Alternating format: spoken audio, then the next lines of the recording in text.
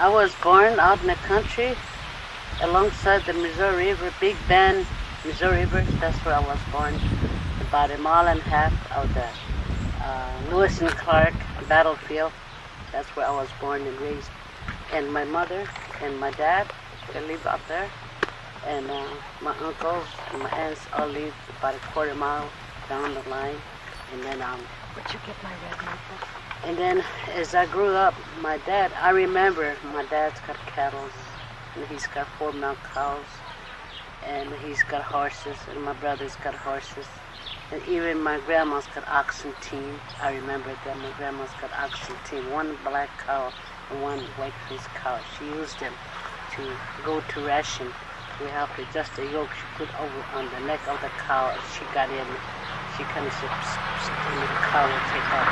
We like to ride in the back of the wagon wheel. She had the oxen team. And we helped our grandma. And my grandma is a Northern Cheyenne from Montana. She married my grandpa down here, and that's where my mother was growing up, all her sisters and her brothers. And as my dad had a big garden of all kind of vegetables, and he milked 4 cows every morning. And my brother run up his horses, and he goes hunting, and he gets deer, jackrabbit, cottontail, prairie chicken, whatever, and bring them back. And my grandma had to clean them and cook them. And besides, my mother had to cook from the vegetable they had. We had a big root cellar. That's where in the fall, my dad had to store the potatoes, squash, onions, beets, whatever down there. And that's going to last us for the winter. And besides, my dad works across the river to the Whiteman's farmers, ranchers. And just my mother and my grandmother and my 4 uncles, I had 4 uncles living there. They come to see us every day, and they helped us. And at that time, the people were good to each other, and they helped each others as far as I remember. When they come around and ask for Dad and my mother something, they always give it to them, or they helped them. They never was telling them to pay or nothing. And the people were so humble to each other and kind, and they got the full respect, and they got the true love for everybody. And that's the way I understand, as far as I remember. Because we love our grandmother. She's the only one that lived with us. My grandmother lived till she was 97 years old.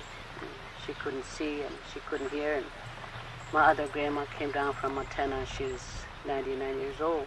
We were hoping for her to live 1 more year, but she didn't make it. And at that time, the way, I don't know how the Indians live, they dug fruit trees, turnips, and things like that, and wild game and all that to eat. I think that's how they don't get sick. They live strong and healthy. And the Missouri River that was running, they drink that. And rainwater, they drink that. They wash clothes with that. That's the soft water. And this wild game they're eating, I think that's how the people are healthy and strong at that time. They don't eat no canned goods like we're eating today. They don't have no cars or nothing. Everything was easier for them. It's kind of hardship for them, but it's easier. We use kerosene lamp in our rooms, and we had to haul wood from the river. My mother had wood stove to cook on, but still she bakes bread on that wood stove. My mother did. She even made rolls early in the morning, and my sister made jelly and jams and all that. And that's how we live from a garden. And my brother hunts the deer. If he shot one, they dried that up. And by fall, my dad had to butcher a steer and had to dry the whole thing up for winter, pack it away for winter. And where he works, he brings back pork or sheep, whatever they give him to bring back. So we didn't have to run uptown every day to get food and all that. They all do the home cooking. That's how I grew up, with home cooking. And when my dad milked 4 cows, and my mother told me not to go, but when my dad walks with the 4 pails towards the milk shed, I go right behind him with a cup. And with the first milk, that pail full of milk, my dad didn't look at me. I run and got a cup full and I drank it. I like to drink it. It's nice and hot and foamy. Like, I don't know why I do that, but I like to do that, And then my dad said, don't drink that till I've separated them. But I like to do that. The farm ranchers about a mile from us gave my dad a little separator on a wood block. So when he brings the milk back, he put it in there, and we have to turn that. The cream goes one way and the skim milk goes the other way. And they give him some cans where you can put the cream in there to sell it for him. And sometimes I hate to make butter. My mother put the butter in a syrup can, put salt and coloring in there, and she says, okay, shake this up. And we have to sit there and shake that cream. As far as we can shake it, and we can't give it to pass on to my sister, pretty soon you could hear the butter was kind of thick, And then she would come and drain out the skim milk, and then she gave it to us, and can we shake it a little, and then that's how we make our own butter. Made little balls like that with wax paper, and put in a basement in the root cellar. They didn't have no refrigerator at that time, so the root cellar is what they use to keep there. In winter time, my dad had to go down the river and cut great big blocks of ice, bring it back and put it in the root cellar. And that lasts all summer. Keep the food cold and ice, lemonade, and all that. That's the way I remember it. But when my grandmother and my other grandpas come and talk about their long time ago out there living, that's way different from the way I grew up. Of course, that's kind of getting a little modern in my dad and my mother, I guess, their life. Because my grandma and them, they used to live out in the prairie in a big teepee. And they hunt buffaloes and deer sometimes. But he said, granddaughter, we don't hardly hunt deer. She said, well, they hunt buffaloes. The warriors have to hunt buffaloes. And they take that and they dry that and they use this truck to haul water in there, and that's how they cook them. They didn't have no cooking utensils, so that's what they used to cook their food in there. And she showed us how she cooked them. And it was something.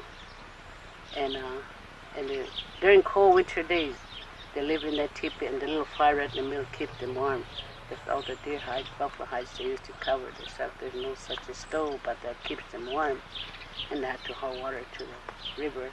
And they make their own axe out of a buffalo shoulder blade. They use that tied up with rawhide, everything. They have no nails, no nothing, but they use rawhide strips to tie those. That's what my grandma told us.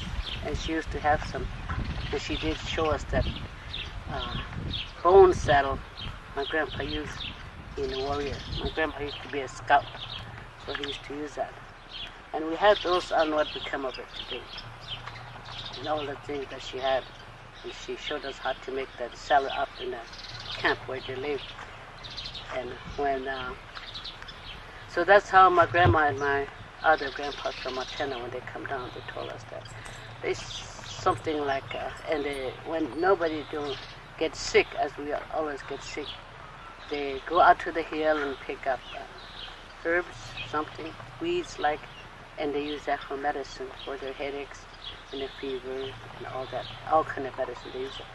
They don't have no doctor, no hospital at that time, but they use that, and that's how the people live.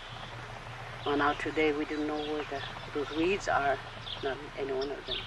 And I know they told us that, but today I can go and dig any because I don't know which way I want. I tried to, I should just sit there and listen more about what my grandma and my grandpa are telling me, but I thought they was going to leave for a long, long time, so I just heard for a while and I walked away. Then I'll come back and they'll be still talking. And today I regretted that I should sit there and listen to all the things they're telling us. Those are so interesting.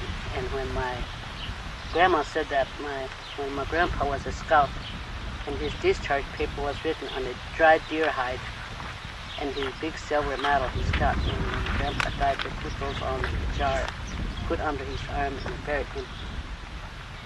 And so when the time they dug out my grandpa, I went up there to see if I could get the silver medal, but I was too late. An engineer went and got the silver medal. My grandpa was a scout at that time, General Coster. That's where my grandma started learning how to make baking powder biscuits, and that's where she learned how to make bean soup and coffee and all that. When she lived in a log house, and her relatives come from Montana, and when they come to see her, she lives in a log house, and they're scared to come to see grandma, so they stand so far looking towards the door, and my grandma said, "Come on in, I'll live here." And they said in Indian, "No, don't go near, she might kill you, that's a woman." That's what my grandpa was, my grandma, because the grandpa is a scout, a general Custer at that time. I hate to be telling all that, but that's the way it goes, you know. I wasn't in there, but that's how my grandma said she first learned how to make dresses for herself and make bread. And when she makes bean soup and give it to her relatives that come from Montana, the wild Indians, they said to each other, "Don't eat it, there are a bunch of worms in there. Don't eat that." And she gave them coffee. "Don't drink that, that's a gumbo water she gave you." That's the coffee she made, and my grandma used to tell us that. When she first knew how to cook, Washitaway, you know. Mrs. Coster showed them how to cook. Like my grandma always tell us. And that life was good. I remember in my life, everything was good and quiet and love.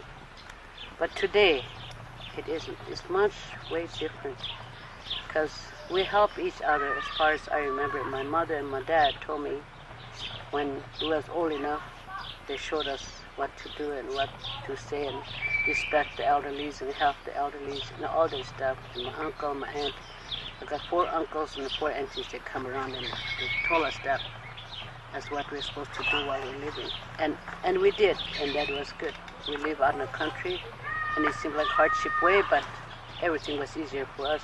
With no gathering like this they're living today. We live out in the country on our own land. Everything was easier too. The way we get up in the morning, and when my brother died, my dad said, "Okay, my daughters, there's 5 of you, and your brother's gone, so you're going to work in his place." So I and my sister had to take care of the horses. In the morning, we get up and go to the corral and turn them horses loose and run them down to the river to give them water. We rode barebacks on the horse and run them down there. I remember that. And my sister, and one of my sisters liked to stay inside and do the baking and sewing and all that, and one had to stay inside to do other work. Just one, me and my sister used to do that, do the outside work, like the men. And we haul wood, we sawed wood, we chopped wood, we haul water.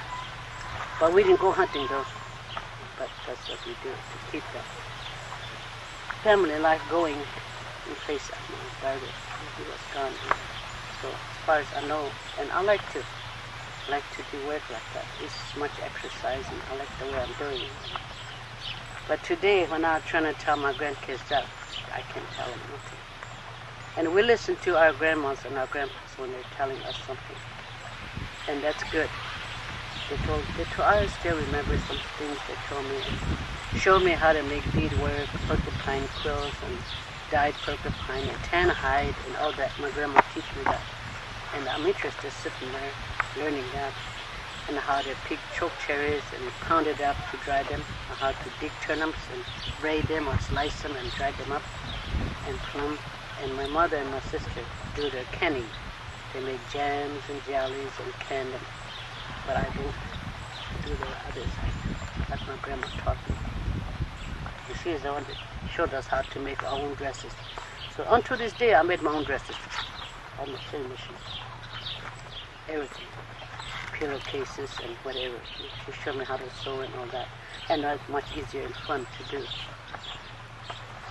But now today, this generation here, I'm trying to tell them to my grandkids to do this and that. They don't want to do it. They go to the store and to buy everything already cooked and sold there for them to buy it. They don't do it. That's what we do in our days. In our days, it's much better, cleaner, good life, I think. That's the way I say it all the time. No such a thing as drinking or smoking or nothing at all. And work hard at home to keep our life going. But it's good. And on Sundays, my dad had to hook up the wagon. We have to dress up and go to church and come back. And we respect the day, all day Sunday. I think we have to. We can even cut the bread with our knives. That much Christianity life we're in, you know. But today, it's all different. And what there are a lot of churches going today. And at that time, what the church, of course, my dad and them, they grew up their grandmother raised them when they all grew up orphaned. So their grandmother raised them. So when they're old enough, 7 of my dad's brothers, 6 of them, there's 7 of them, 3 girls. She put them in a mission home. That's why those missionaries gave my dad and his brothers all different names. They translate the Indian name to the white man name. That's why all my brothers, my dad's brothers all got different names. They use their Indian name for translation, the white name. So that's my aunt. But we know who they are.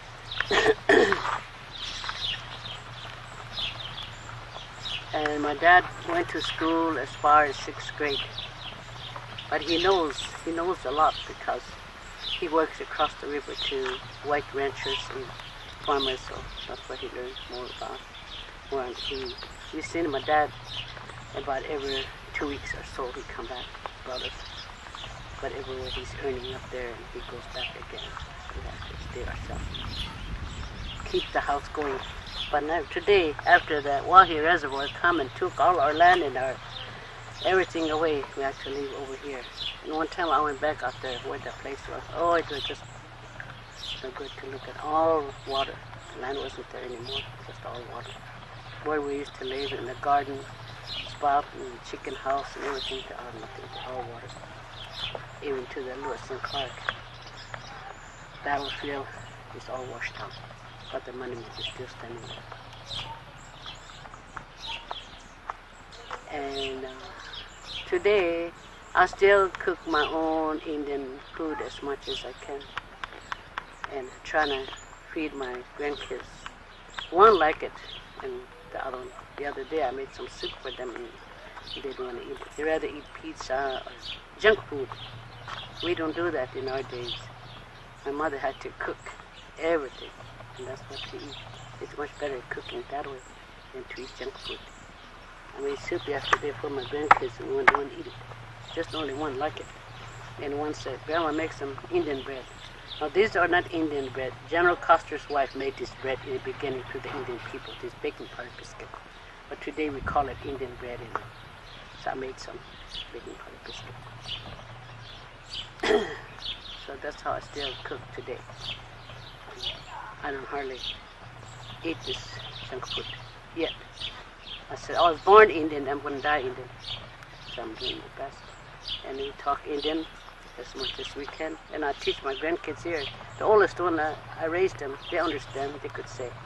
And these little ones here, they understand me, but they couldn't say. But they understand every object that's in the house. I told them to get me the salt, get me that chair, and get me that dish. They get it from me. They understand me, but they couldn't say it. I think it's easier to make them understand. So I get along good with them. I don't need to be talking like this. I'll talk Indian to them in there. They understand. And like the cooking. Well, they eat this dried beef wasna, what you call. They like it though when I made that. They really go for that. Oh, the corn balls, I made it, they go for that. And they like wojak too. I made that. The other ones did. And you got soup and all that, they don't take it.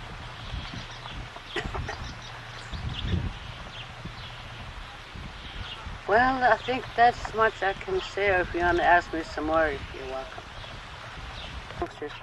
What's bad and what's good? We try to, on one elderly up there, he's a man, gentleman, Reginald Birdhorse. When him and I get together, we're trying to do things like that and talk about things. Him and I are the only one that's good at this in this community. The other ones don't want to. There's some elderly here, but they're not interested. Like I visited one yesterday. She's more like a modern life. She was trying to talk to an Indian. She's talking English all through the way. So I just said, I want to talk to somebody that talks my language too. And it's much better to hear and understanding than be taught. And Reginald, I talk like that. We're trying to teach these younger ones. There's a lot of things going wrong. These commit suicide and all that stuff, So we're trying to tell them what's good and what's bad and all that. But some didn't want to listen. And they said, that's your old style. This is the modern life. This is our life. That's what they said to us, and they don't want to listen. So then he said, what can we do? what can we do to make these youngsters understand what we're trying to tell them? He did his best, and I did too. And we go to the hall tomorrow again. We can go to the hall again. Trying to do that. We choga like ominichi tomorrow at the hall, so we're gonna be there again tomorrow. In our life, in our days, like he always said too, those are good life, good days, and honest and true and love and everything, you know. But now today, so youngsters can lie, they can steal, and everything bad, you know. That's the life they have in today. That's why we're trying to tell them what they should do. But it seems like we're just talking to him. I said, if I talk to my black dog, he might wag his tail, I said. Because when I call his name, he wag his tail. So if I talk to him, he might wag his tail. That's how the youngsters are today. You and I trying to tell them something, they won't listen to us anymore. I was up there yesterday visiting. He's kind of sickly, but he still can talk and all that. So about these younger kids, what they're doing wrong. And they said this tradition life is past now. They said that's no more. So you elders shouldn't think of that. You shouldn't make us do that. Some of them said that. They don't understand. They don't want to do it. I've been through it myself.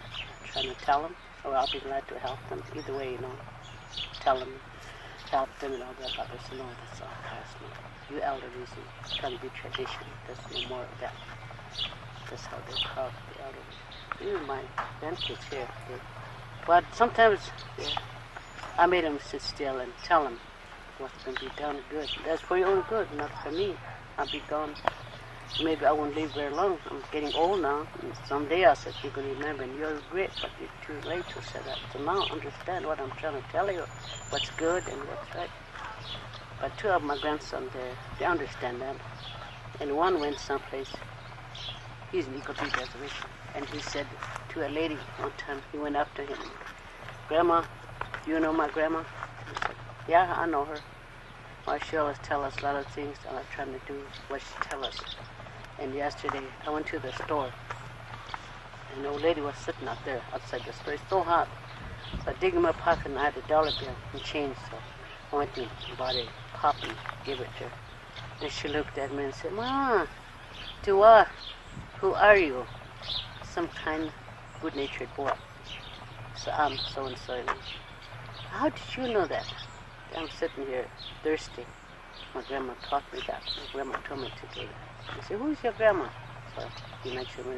Oh, I know her. Oh, that's good. You better remember. And trying to do what she tell her. Those are good. She's trying to tell her. He called me on the phone and he told me that. So the old lady was really glad when I bought him on the top. He said, yeah, I told you that. Respect the elderly. When you went to a crowd and there's some old people come in, if you're sitting there, stand up and say, Grandma, sit right here. Or an elderly lady coming out with both hand things, go and take it. Grandma, I'll help you. I'll help to the car, to the door, whatever. Respect the elderly. I said, as much as I can. I teach my grandkids like that. Because they got mother and dad. These grandkids are mine. They all got mother and dad and grandmas. But I'm keeping them, so I'm doing my best to teach them what this Laura here, she understands. She's trying to do her best sometimes. But she's in between. The modern life she's in, she wants to go that way, but when I'm telling her, she's in between sometimes. But like she was telling me, she always willing to donate and help out the old people. So that's how we grew up. So we listened to our grandmas, so we had a good life. So I want you to do that too. If you listen to me, be kind-hearted and help. Don't ask for anything when somebody asks you for something. Don't say, yeah, I want to give it to you, so give me $1. Don't say that. Just help them. When somebody comes into your house, just give them at least a cup of water.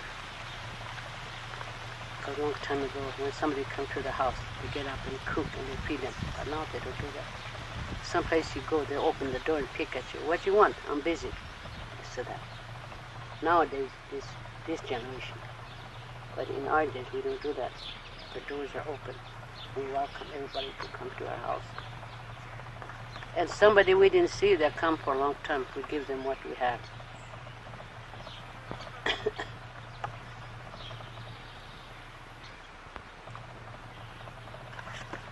Och Hinakja är pinkt. The alcohol, drug, the gambling. No, that's no good. I don't know why we have that. We can help it though. Well, we did our best to stop the kids from drinking and drugs and all that.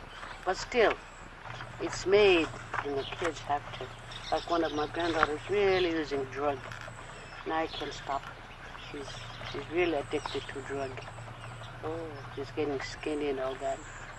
And one of my grandsons was like that, to alcoholic. One of my granddaughters alcoholic, and she's gone today now. She's on the road drunk, no, alcoholic. They're gonna die with it. That's two of my granddaughters and my grandson. All we did, all we can to try to stop them. Okay. They're on the bad road with these drugs and alcohol. But not today. Some youngsters, 12 years old, 8 years old, see them drunk and they smoke right here on the street. It's terrible because the parents are drinking. The parents are bingo players and casinos and all that. That's why the kids didn't take care of them. At night, 3 o'clock in the morning, the kids were on the street here, half crying, cussing, and fighting on the street here. Drunk. And right across the road here, they'd be drinking and fighting. One would come over and call for help from alcohol and drug. But there's no way we can stop that. I know I gave up on it. Even ministers couldn't stop that.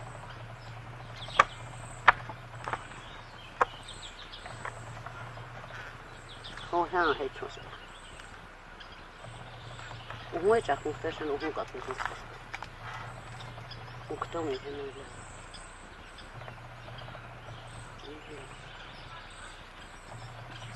Big timber. The mile thick. So all kind of trees down there. There's a leaf down there. That's where Pat grew up along the river. His grandma raised him. They lived along the river. And the river was small. The Missouri River was small. The boat can cross it and all that, but it was small. And so the people live down there, and there's a lot of fruit trees down there, and there's a lot of wild game down there. And they can go fish and all that.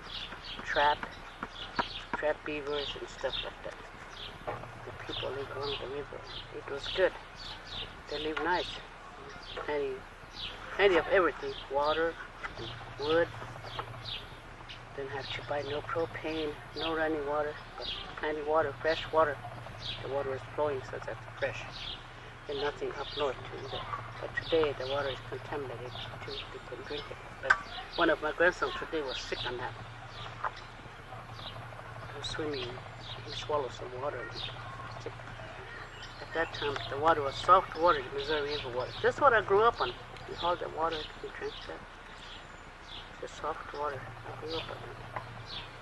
And when we go traveling to Putis or something, we stop by a ditch where the fresh rainwater and we drink the rain.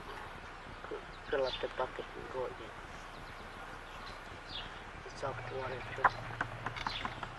But when the warhead comes and the engineer comes and took all our land away and wood and everything, and now there's nothing left. And he's trying to give our land back. He damaged it. Nothing but sand, soil, funny soil, and no trees, nothing. He's trying to get back to us instead of money.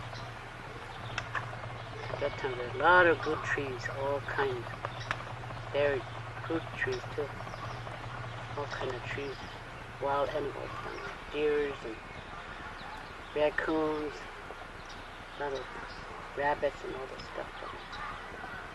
And the people can do hunting and all that, fishing and stuff. But they took it all away from us, and they moved us over here, away from our own land. So now we're living like this. If it wasn't for that, we'd still live out in the country, on our own land. It would be much better then. But they move us up here, and everything is bad. That's what the engineers do. We had a meeting in here, that's what they said. We'd rather give your land back or your money. I don't want the land back because it's all sand.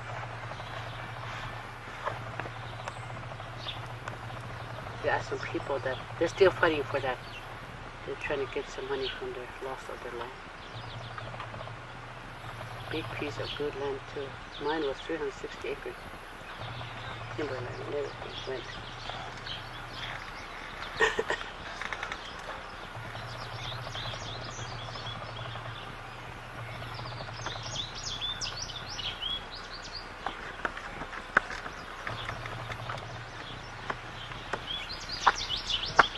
From the timber, they make good log houses.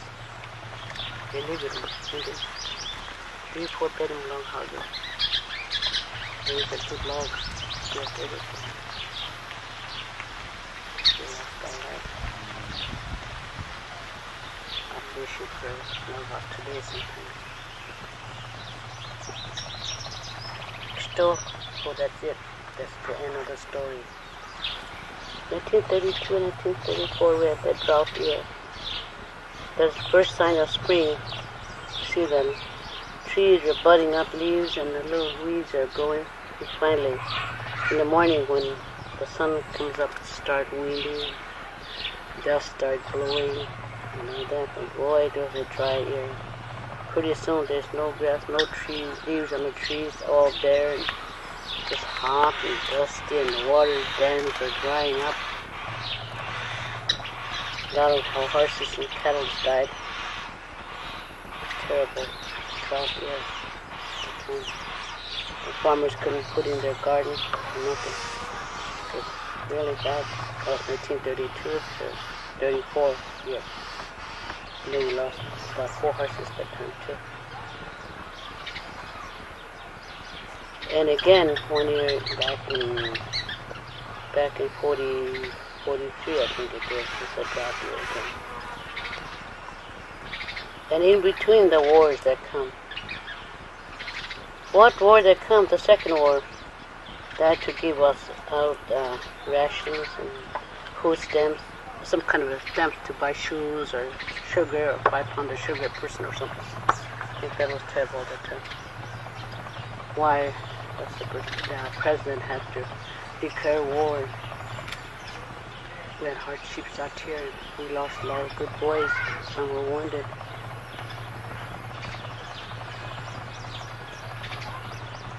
In Indian life, in the Indian days, the enemies, they have wars against each other, but not that bad though. They didn't affect their teepees, places, and their food. But this president, the war, affected us. Sometimes we had blackout at night. That was second war. When one of my brothers got shot in Germany.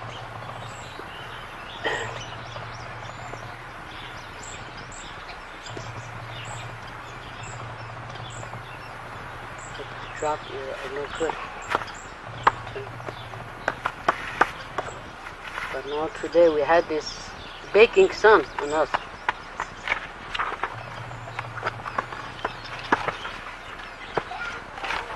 Warning of bad winter coming.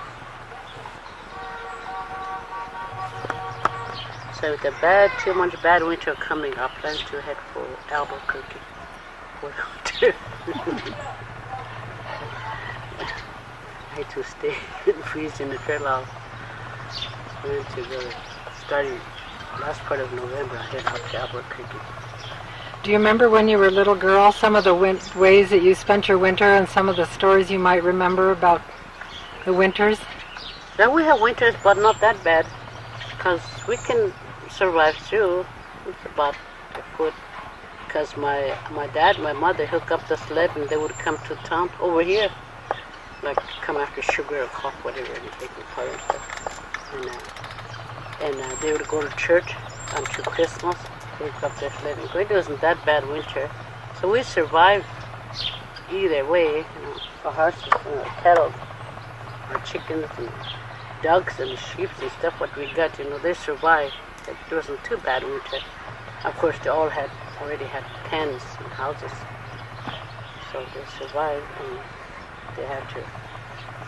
It wasn't that bad storm, but we pulled through because it's good. In the early fall and into winter and spring, looking out for the spring coming. But I hate it because when the spring comes, what my only reason I hate it is I hate to chase potato bugs, and I don't like that. When my dad put in potatoes, long rows of it, about 80 rows, and then when it started blooming and the potato bugs are under, he made a solution and he gave it to us. He said, okay, chase them bugs out of the potato patch. I have to go there and knock out those bugs into that. Oh, I don't like that. I hate to see the spring come to chase potato bugs. But otherwise, it was alright. In the fall, when they plow the potatoes up again, we have to sack the potatoes 100 at a time. Put the little ones over here and big ones over here. My grandma had put all those navy beans from the root, and she put it over here and be pounding up with sticks, pull the pods out and all those navy beans there to sack them up for her. But those are good. But today there's no such thing like that. And I said in my younger days I never was lazy. When my mother had to wake us up by 6 in the morning. Okay, the breakfast is ready. We get up and go to the bathroom and come back and wash up and start eating. We get through and put on our overall and boots and stuff, and go outside and start working outside, running up the cattle and the horses and whatever we can do, our chores outside. Oh, I like that. Winter time, no. Blizzard, no, we have to be. But it's alright, we're not lazy. We can do it. But now they can do that. I was saying that yesterday to a lady. When I was young, I said I can do everything. Cold winter days, you have to go to the barn, open that door, the gate of the barn. Could you feel that hot air coming out from where the horses are standing?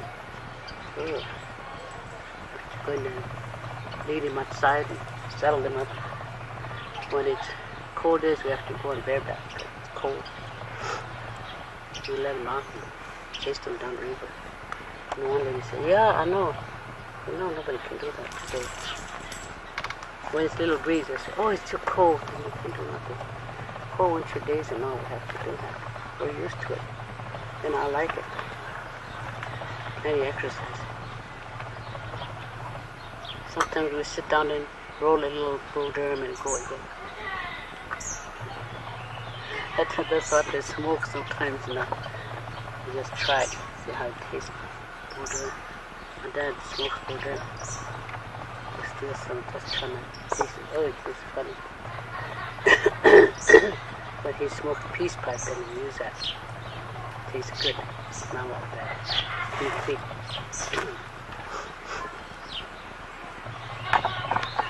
Now today they can do that. When it's hot like this, nobody can do nothing. It's too hot, they can do it. Oh, it's too cold, I can do that. This was this little postmaster, she's 60 years old now. That's what she was telling me yesterday. She was cleaning up around there. And so I said, Debbie, I said, you're still working here? And she said, yeah, I want to clean this up. Nobody will do it for me. Yeah, wait till you get to my age and you'll be sitting still, can do nothing. When I was young like that, so I can do everything day and night. But not today, I barely get around. Oh yeah, she said, I'm getting there, but not yet, she said. Cold winter days, when I kept my dad, he was sick, he had heart trouble, really got bad heart trouble. And then late at night, he would say, daughter, I'm cold. Put on my jacket and I go outside and I split wood. Brought him in and start the fire, heating stove. See that the room is just nice and hot for my dad.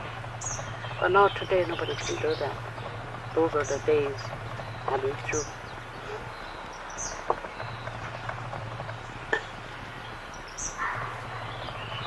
I'll try, but standing up. My grandma's a Northern Cheyenne woman. So that's what kind of happened. But they know that we're behaving, so they never tell us anything. They just taught us what we're supposed to do. Because my grandma says, you're a girl and someday you're going to grow up to be a mother and all that. And then I'll be thinking, why? Well, my grandma had told me to be a mother someday. But still, I had to sit there and listen. She showed me how to do this and that. And late at night, she'd be sitting there. Now, bright moonlight, just the moon was just bright. My aunt would be sitting there pounding cherries. Moonlight. And then they'd be talking with my uncle, and then we're sitting there and they're talking about it.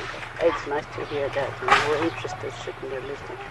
And if a campfire was going there, there's a coffee pot standing there. Every night they get a coffee and they sit down. In those days, they come in the wagons all the way from Montana, Papa, Montana, Wolf Point, Montana. They come in the wagon up there in the country. I don't know how many days they come, a week or so, I don't know. Anyway, they come to visit my grandma and her sister. And so, two of my grandma's sisters are married up in Pine Ridge. So I had some relatives up there too. I think they died. And at that time, they didn't tell us nothing. They just want to show us and teach us what we're supposed to do when we grow up. And I tried to listen and try my best to do it. Little by little, I'm learning it. That's what my grandma told me. And I stayed with my grandma too. I hate to leave her. She lives alone in a little house, and I think I love my grandma too much, so that's my little grandma. I had to stay with her. And I asked her, Grandma, can I stay with you? I said, you can stay there. I'll stay with her. And she would cook. Grandma's 90 years old. She'd get up. And at that time, the old ladies, they still got good eyes. They still got their teeth, and they still could get up. Now today, 40s, they got false teeth, glasses, and couldn't get around. That time, the elderly, they're still up and around. My grandma's 90 years old, and she get up and make soup, and she makes bread. She pounded dried beef, and she put in a lard pit for me to. When you're hungry, she should open that, and here's bread right here, and there's coffee here. And she told me to pick roseberries up on the hill. So I picked them, and she made a recipe of that. All that, that's what my grandma taught me. She teaches me. And my sisters come around and she taught them too, but they don't want to listen to her. Some do, but they're not interested. I listen to my mom. Mom is good. For me, I listen to my grandma because I know that's my only grandma. She died in 1932.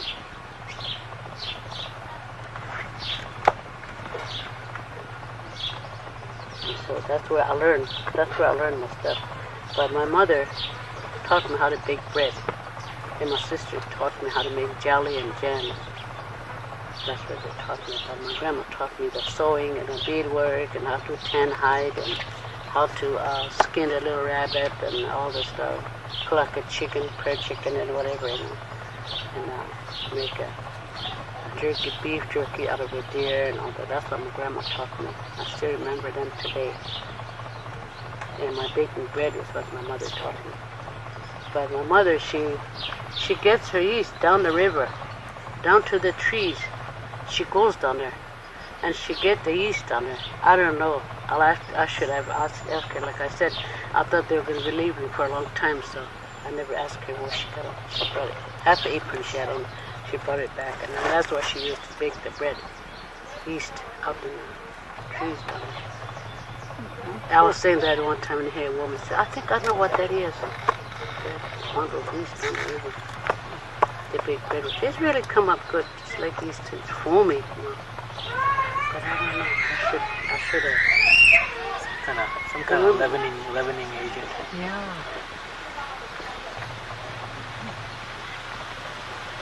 So she teach me how to make. So when this white man yeast were made, then my mother says that then you can use this here just as same as my yeast. That's what she taught me how to bake bread. The other day I baked bread. It's so hard to bake bread. I still do that. And if they come and say, oh, just like over here, I bake bread. 2 kinds of bread I bake. I still do that. I bake my bread when I wanted to. But this yeast you take down to the, pick from the trees. I don't know what I was saying that to hear the woman named that 2 weeks ago. She said she knew what that is. I think I know what that is, she said. I don't know what she picked. They're just like something like this. Actually, soak them in the water and then foam it like. It smells like yeast too. She makes like that. Good bread, yeast bread. Really rice good. And yeast like hot that you know the Indians, you know the yeast. All that that is. They used to cook with. And they pick the tea up on the hill. There's some orange tea they pick up on the hill. It really tastes good too. But I should have asked them where they pick it. Well, my brother knows that before he died. He said he was going to show me, but he didn't. With bison. So I'll show you where they are. He said, with those buffalo tea too. He said, I'll show you where they are. And he didn't show me till he died. So I don't know. That's how the Indians had their own food.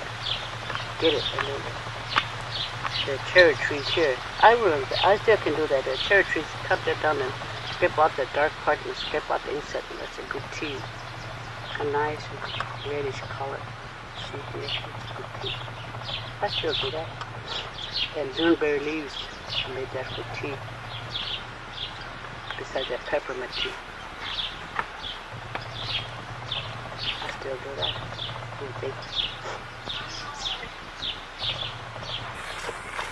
You know, those anthill, they pick beads out to Lewis and Clark battlefield.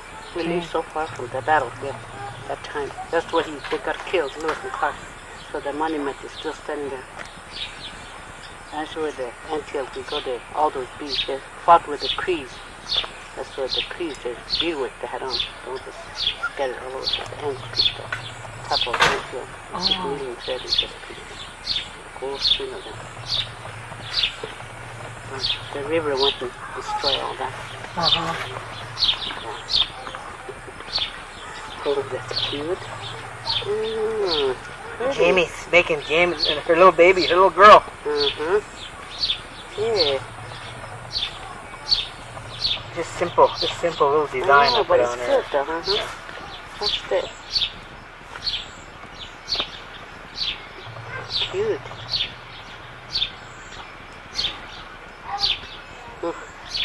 He's got some out in the mountains and pyramid. Oh, sticks, that's pretty. Like the Paris Carva.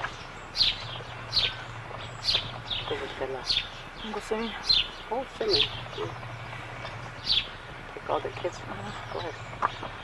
Tony and Bryson too. Little old man. I think that's this woman, husband. I don't know. I was about 8, 9 years old at that time. The little old man had a little drum like that. He was standing at that door and he was beating that and he was singing.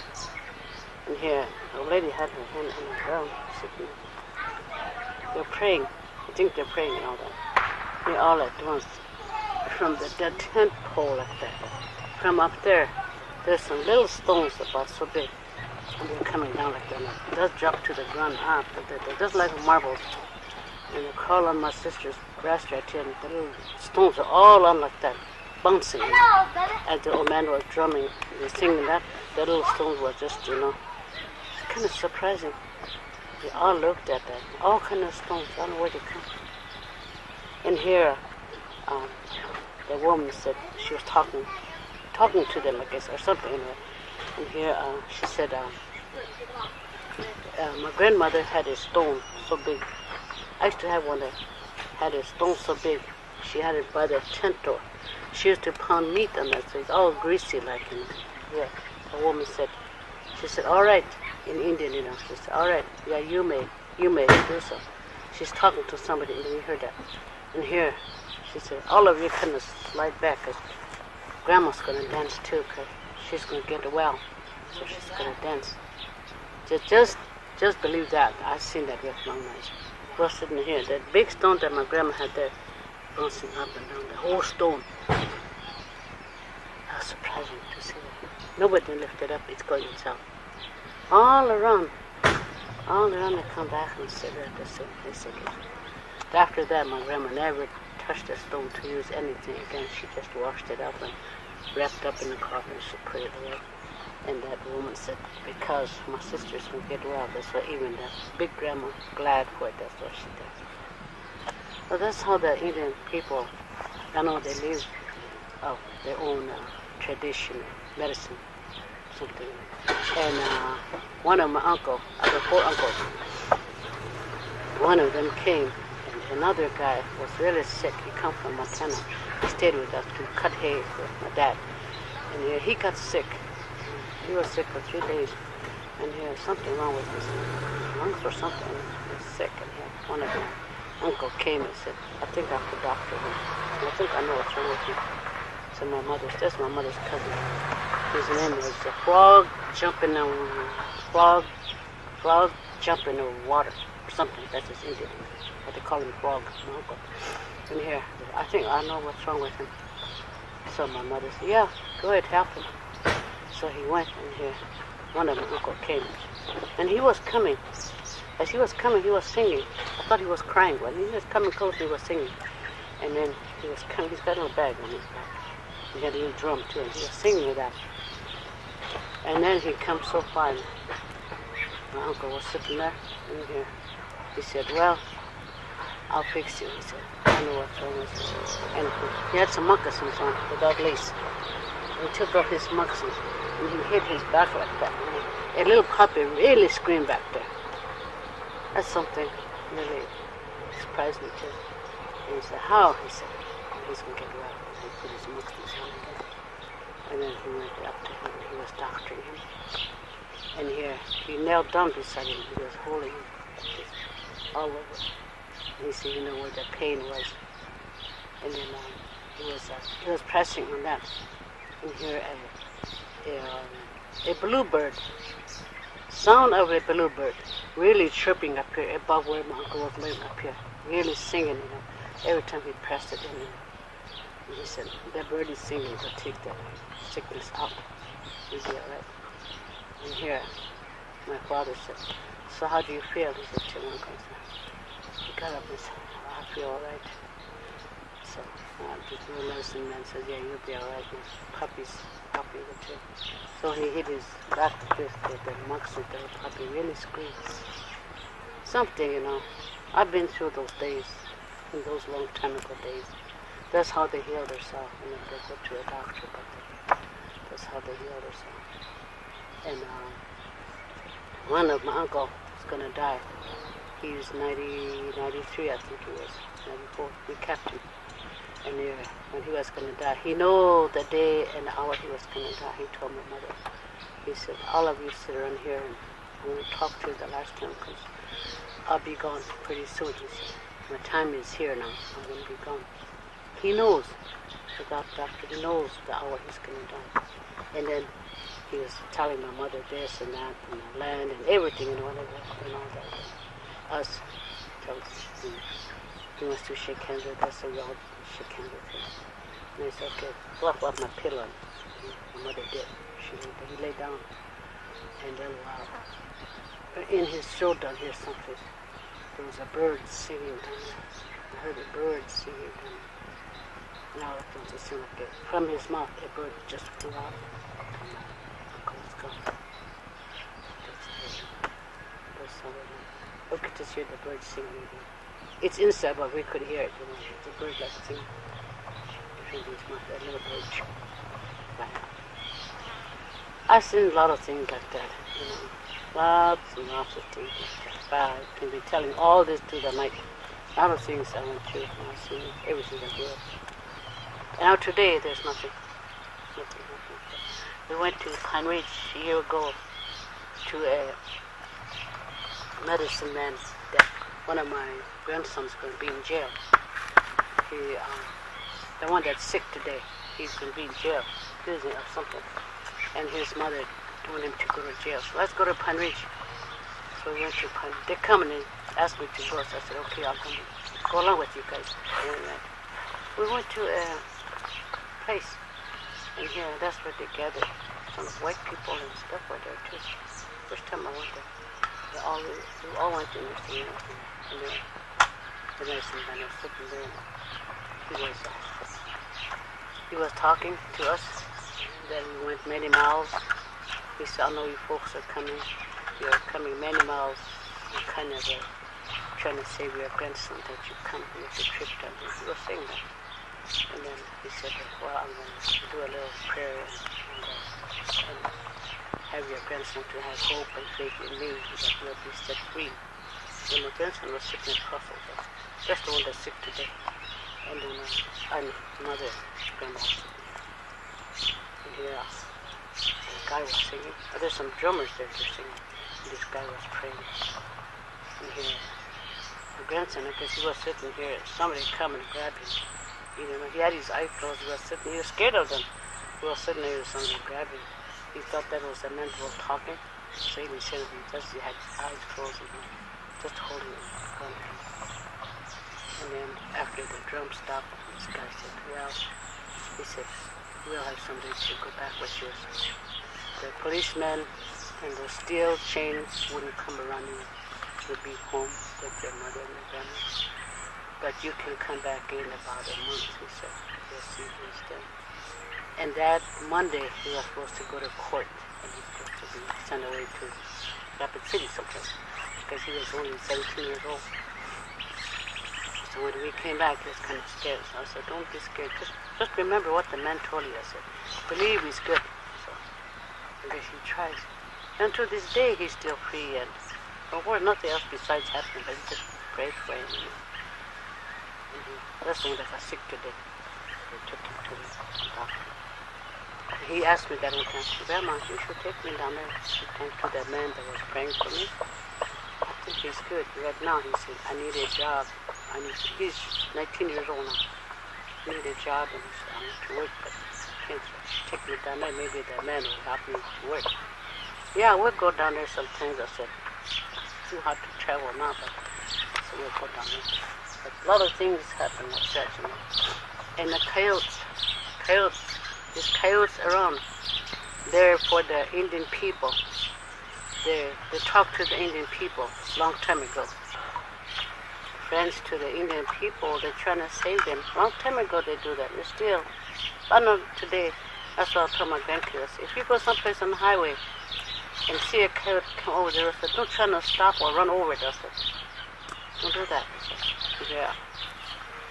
Well, I said that is my dad's sister was going to die, leave up here in the saddle kennel.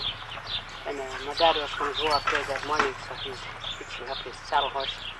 And then by the hill there, the coyote came from someplace down there. And he hollered at my dad and said, your sister passed away now. So my dad started crying, come back in the house and told Mom, so my sister's gone now. So my mother said, who told you that?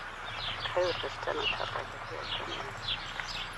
Oh, she said, well, anyway, go and see. So my dad got on the horse and he got over there and he died. So that's how the coyotes are, you know, they tell me.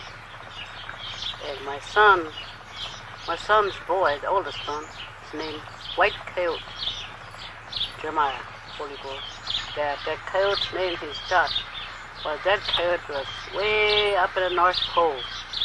There's a powerful white coyote up there, and he died. Died to the world, all dried up on it. And then his spirit came down one time. And my husband's great grandfather, they have an Indian ceremony. And then there was a coyote there. It was in Pine Ridge.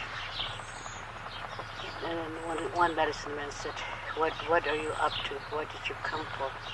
And he said, I'm White Coyote. I come here among my people.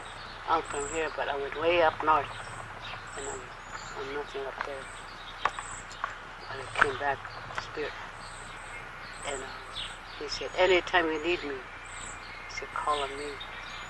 And after that, when my second husband was born, I guess his grandmother said, he's gonna have an Indian name of that white coyote. That's a powerful coyote. And that's how my husband used to carry that name. But when he died, some great oldest boy used to have him that name, and he was that white coyote.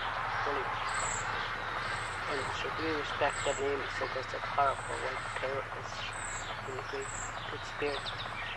And Greg told me that when we went up there, he's seen things like that and hear things like that. So every time something happens, I throw a cigarette or pray. So it's coyotes there still. And last week, in this Flora here, she went to Igabit. Her mother wants her up there to sell some encyclopedia. She had some, she didn't want them, so she wants to sell them, so she went up there. And here, when she was coming back, she was low on gas, but she thought she'll make it back to Timberlake. And she was coming back, and here, her mother said, you better pray as you go. Pray hard so you'll get help to get home. And Flora's grandpa was down there having ceremony down to Cherry Creek that night. And so Flora's mother said, Daddy, pray for my daughter because she's going back to Aquila and she's low on gas. Yeah, I said, Doksha, I said, somebody will help her to get home. And when she passed Timberlake, and they said, pretty soon, with the car lights coming from the field, there's a coyote coming. I've been telling her all the time, because she remembers this. Oh, that's a coyote. And so she was just coming. And the coyote was right alongside. As she grew up, and the coyote was on to a red top hill up here. When she was done, and the gas was getting way to the empty. So she rolled down and she made it home. So when she come back, when the coyote was done, she took out her cigarette and she threw it out to me. Thank you, Grandpa, and she threw out the cigarette. The minute she walked in, she said, Grandma, a coyote is helping down here to the red top hill. Wow, very powerful. Yet to help the people, yet calling. Grandpa said that, yeah, she followed me all through the way. It seemed like the coyote was leading the car. And then she said,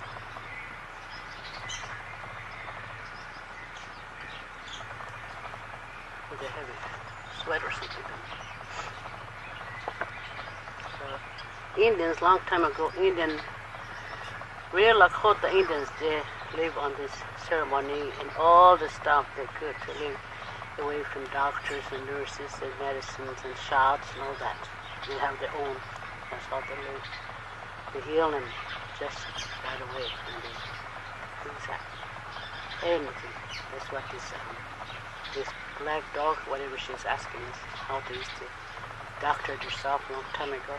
So I said, I have some, I'll go get her medicine. And they used to do that. And when they get sick, headache, fever, they use their own medicine to cure them. Real medicine men at that time. But now today, a lot of medicine men, but they're just fake, They ask them that, long time ago, they do that. It's medicine. All I know is this bitter street is all I had.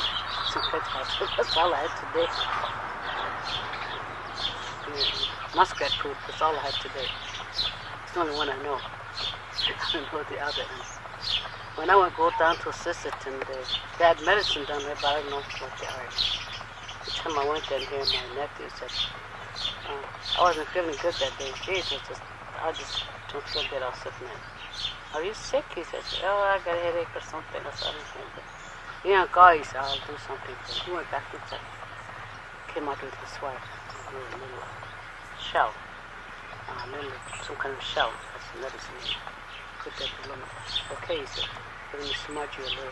Put a towel over my face. Take a deep breath, he said. I get. And he do that medicine. And he went. It was about 5 minutes. Well, I never thought of it. I'm not that alright. And he said, well, how'd you feel now? Well, I'm alright. Oh, this is the headache medicine I give you. Smudge with it. They still had it down there, I guess. Well, I don't know what kind of medicine he had. Gary Holy Book. They still use that system. But here they didn't do that. All they had is muskrat food. They had some more. But that's what we're supposed to teach us, I think.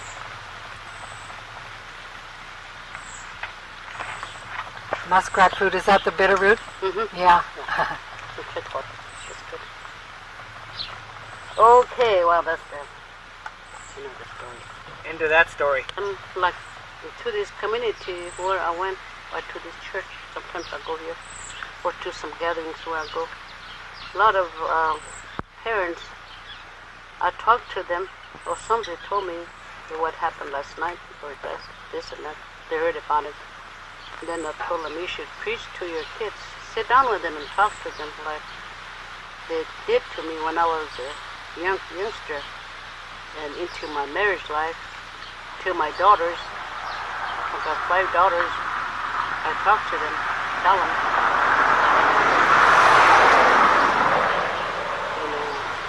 They understand us and they know. But their children, I don't know if they talk to them or what. Of course, Mary, she did sometimes, but her kids don't listen to her. And then she always come and tell me to talk to them. Talk to her. She's this and that and all that. Then I would talk to them. But they would, some said, yeah, I know, Grandma, I will. And that's it. And they don't do it, you know. And like one had a nice job yesterday, and she's going to be fired. So I said, you had a good job, and you should stay with it. And you should think of no other things and all that. You had a nice job, and it's hard to get a job. She brought her Mary's daughter. She brought her over, so I was telling her that, you know. Well, Grandma, she said, I can't take it anymore, so I'm going to quit. She said, so you're going to quit, and then what? You should just keep on going. You should listen to us. Things are really bad nowadays. Everything's so high, so once you had a job, stick with it and hang on to it as much as you can. I said, us we get one check a month, and that's it. I said, so when you use it up, and you come to us and, Grandma, can I have $5? Grandma, I need gas, and Grandma, my kids wants this and that. You always say that. So nice you had a job, so stick with it. A lot of times I'll say that to my grandkids, but some listen and some don't. Yesterday with Mary and my other daughters were there at the house, and that's what they're talking about. So we talk to them, but it's up to the parents. A lot of times, up to the parents to teach their kids how to grow up and what they should do and what they should know, like I did. Like my son, Greg, he listened to me, and his dad, now today, he's doing real good. He went through all his education, and he's still going on. And we taught him, since he was a year old, we taught him how to talk Indian as he grew up. And we teach him a lot of things, and he listened to us. He listened to us every bit what we told him. And he eats what I cook for him, and everything. He really is a good boy. He listens to everything. So now today, I want him to be like the way he is. Now he is. I'm so happy and glad for him that he never come around to ask me money or nothing. But he give me money and sometimes all that. But that's why he's doing good. Well, he listens to me. So that's the way I want them other ones to do too, you know. And I always use him. Look, I said, of his age, somewhere around here, they're drinking and all that. So I said, look at my son Greg. I said, well, you go to school with him here. Look where he's at today. He's got education. He's doing good.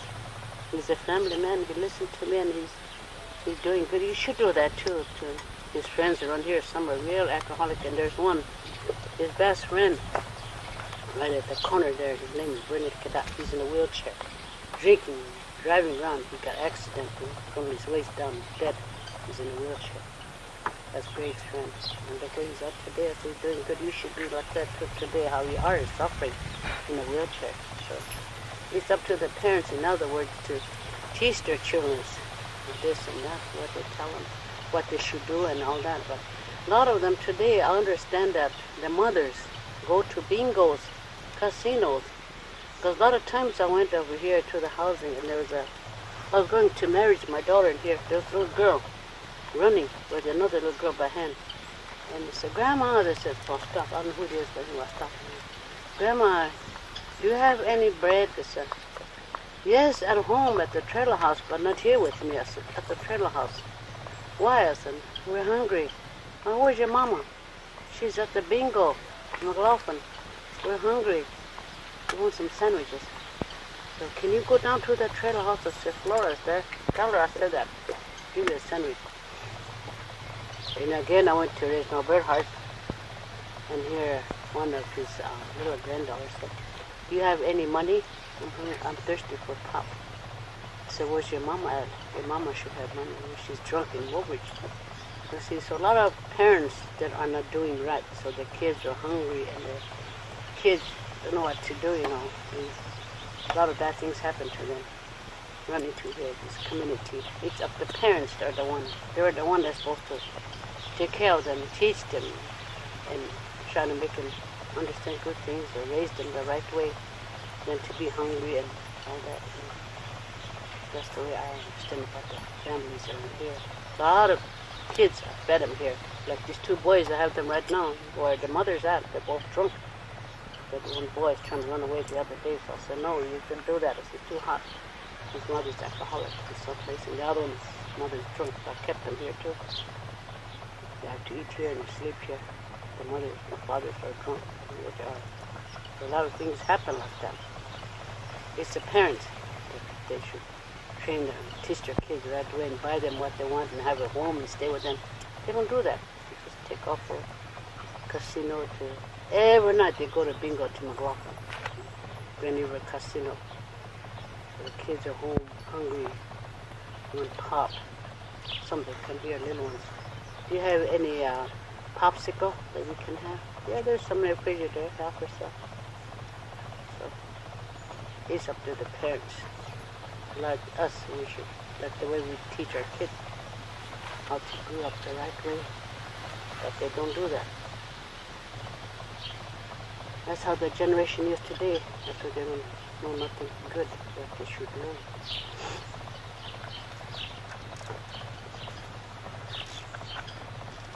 Do you want to make a few words for the children?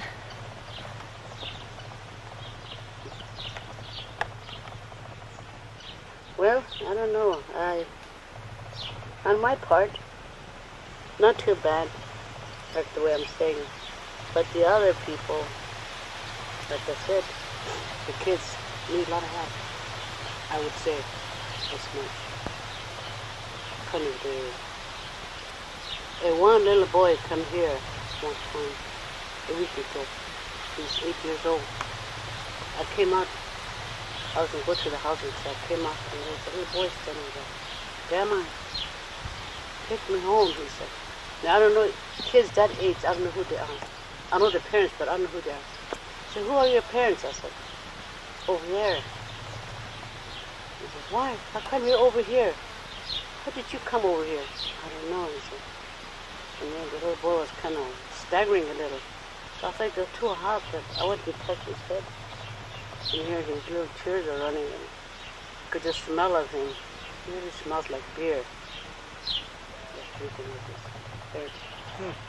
And I guess he went to the bathroom along the post office when they left. That's why he used to go home. Maybe we should go.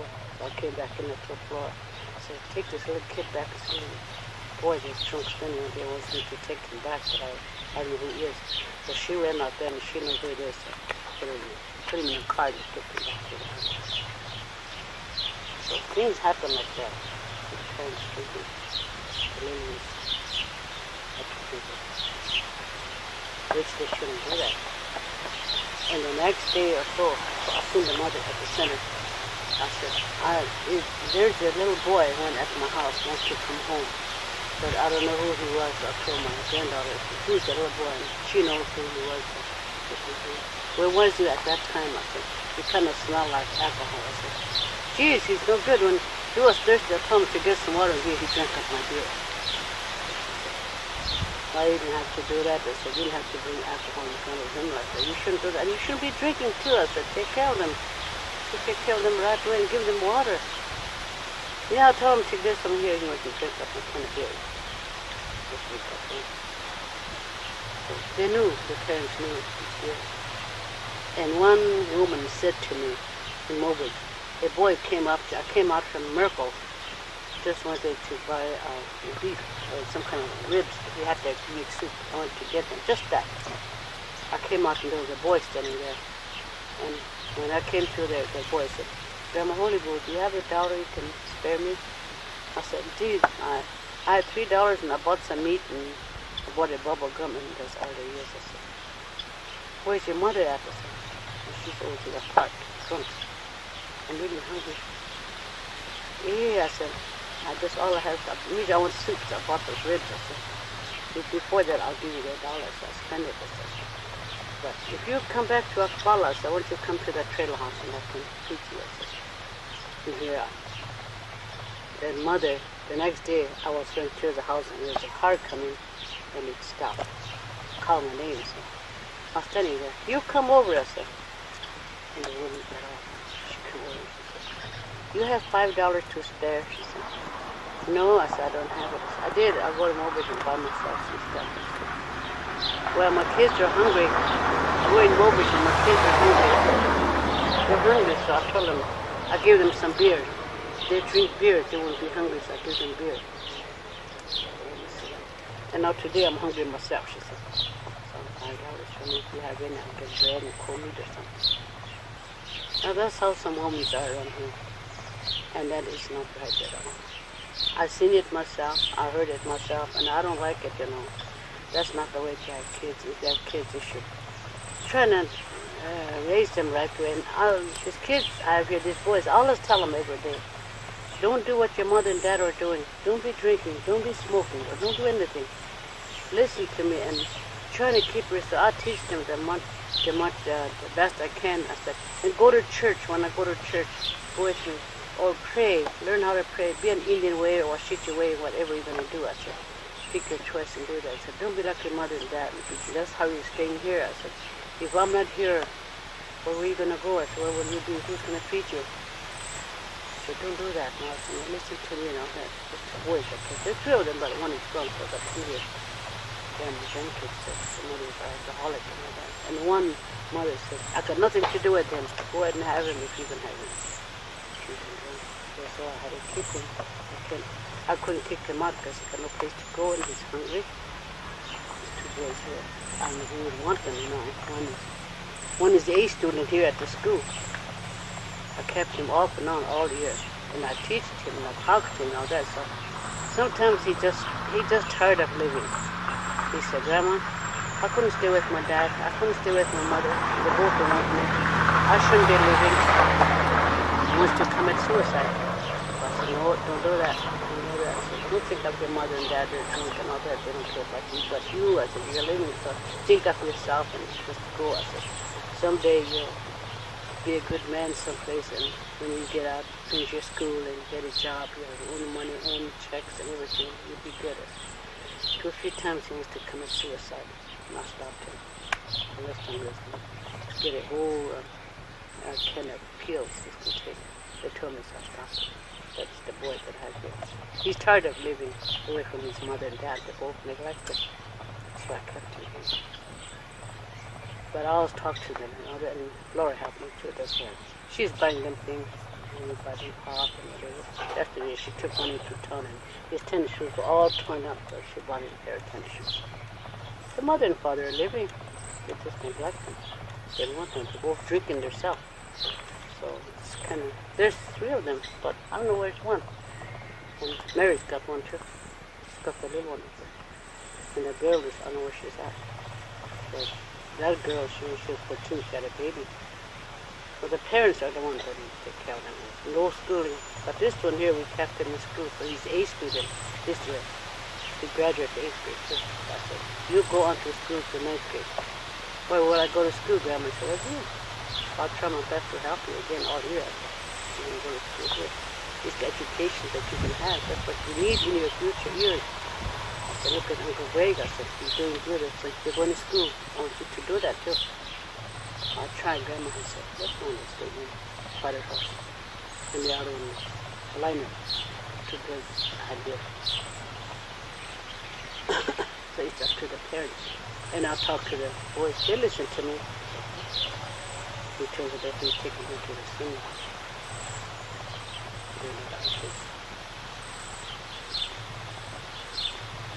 So that's the end of the story again.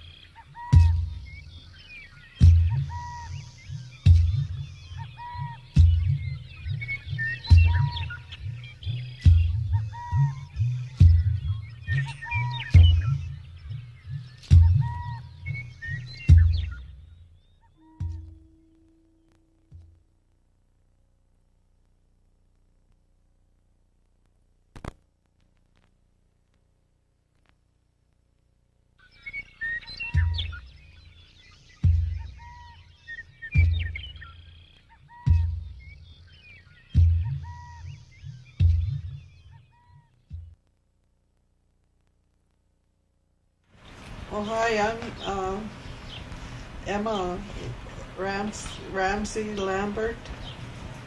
This is my second marriage I'm in now.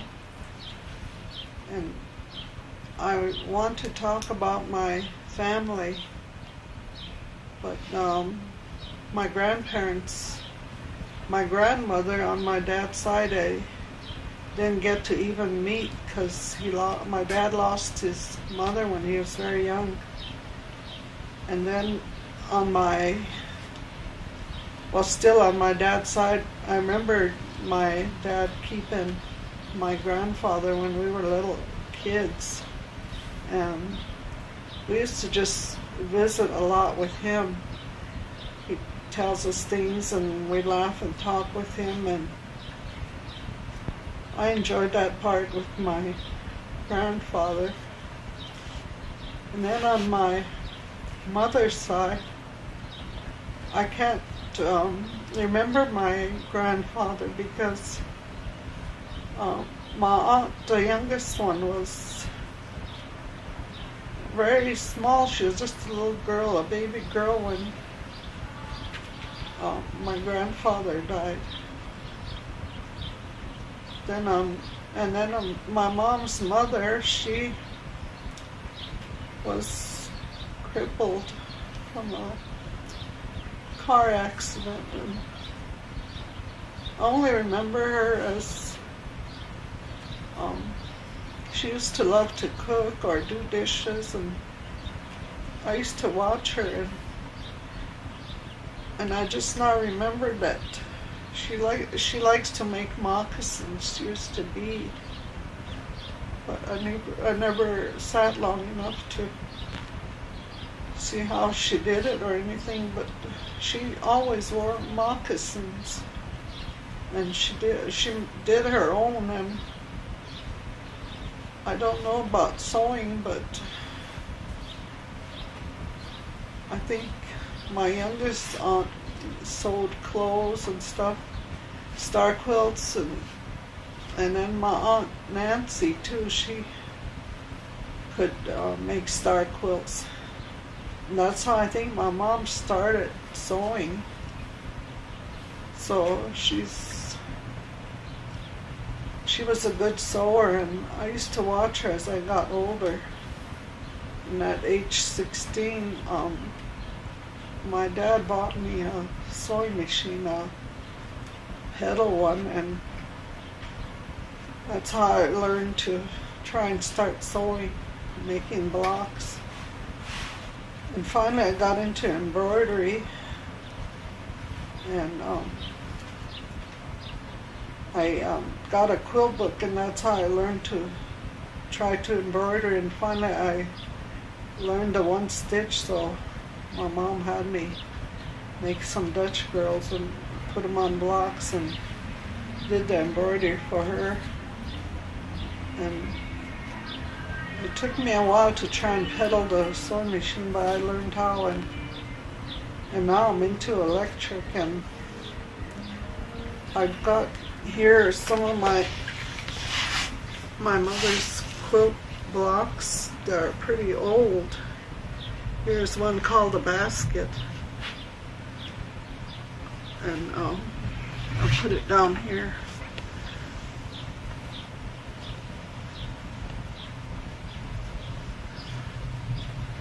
And this is called a fan. She started, but she took it apart again on the end there.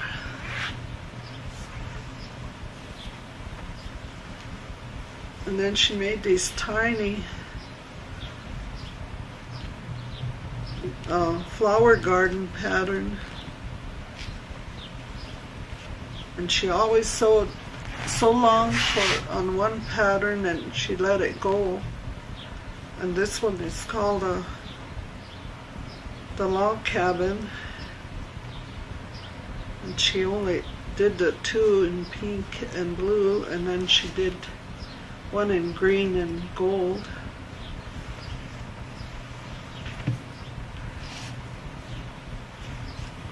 And this one here was called the Drunkard's Path. And finally, I think some of these quilt patterns came from a book, because that's how I started sewing. And this one here is called a fan, and she's got the pattern pinned right on there. And she did the sewing when she was in Cleveland, Ohio. And this one here is the maple leaf.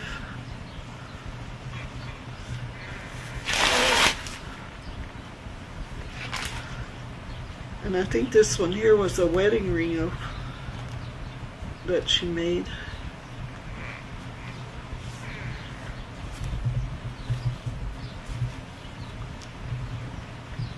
And these ones, she just patched them together on top of each other or around it, and these are little blocks.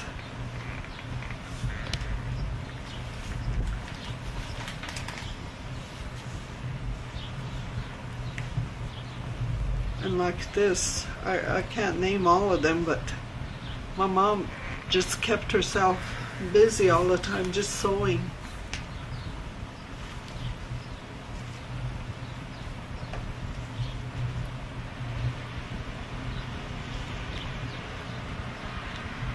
And that's another pattern there. I think it's called a wrench.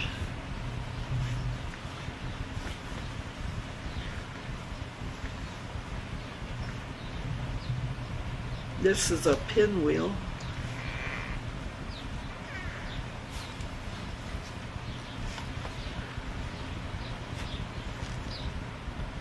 I don't know the name of this, but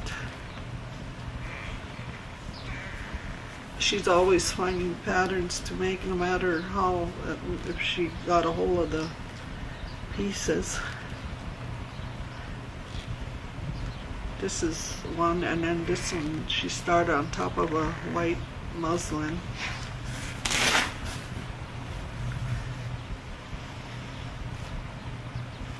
And this was half a fan. This one's another flower garden. And I think these went to a basket, but the handle wasn't put on.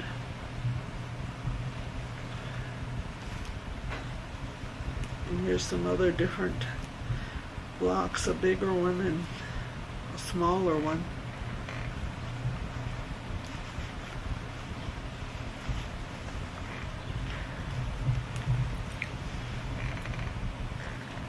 And another block.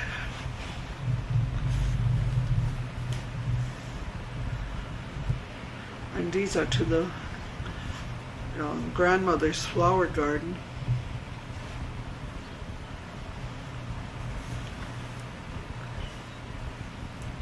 This here one's a star.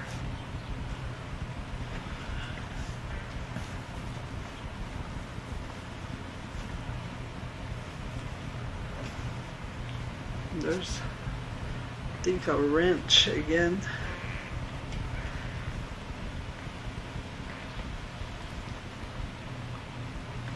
Another kind of a pinwheel.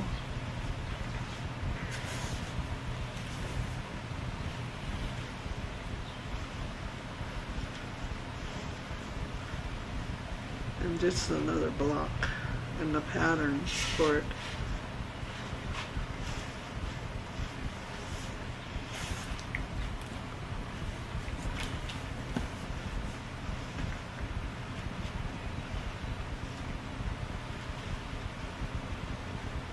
And I think this was a pinwheel, but the blocks are taken apart. It's another pinwheel.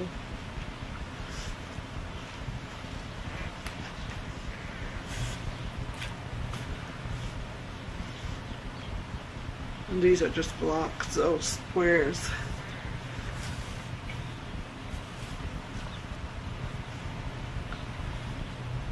And another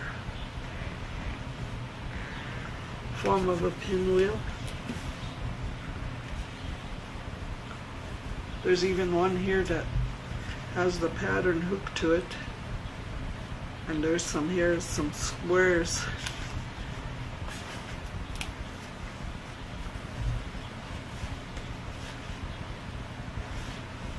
She even made a crazy quilt star point. Some of these she did by hand, some by sewing machine.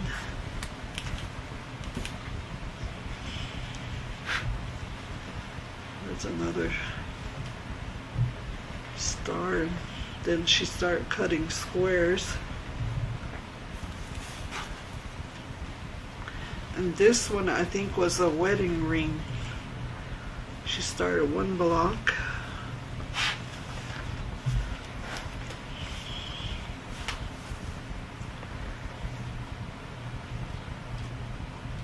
I'm just showing the blocks now because some of them I don't know the names of them.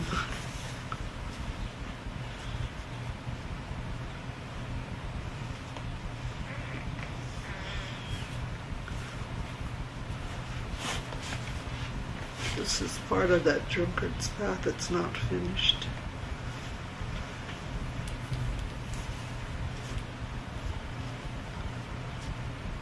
And another, that monkey wrench.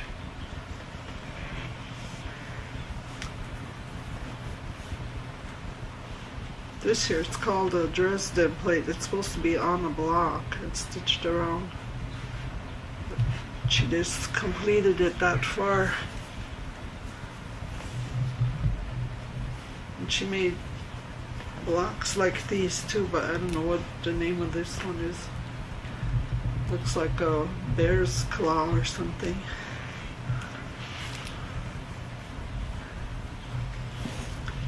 Some more of these. Pinwheel. And the star again. And so from that I learned there's a lot of quilt patterns, but I'll show that much now. And that's how I got started in sewing too. I learned not only from my mother or anyone, but some of it, but mostly from I started buying quilt books and traced or cut out my patterns and made my own. And now I've got my own hard plastic I buy at a fabric store where I can make my own patterns and cut them out and have them ready to trace with. And as you can see, I made 2 roses, one on the side over here by the window and one behind me. I'll get them later. And then as for upbringing, my dad and my mom, you know, they were very strict with us, but I was really glad because then they realize that they're doing it for your own good. Some they think the parents are just being too strict, but as you get older you realize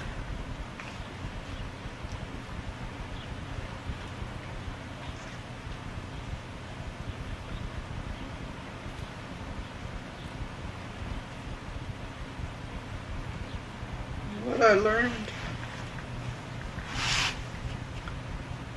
from all that I learned from my parents was to have respect for your elders, and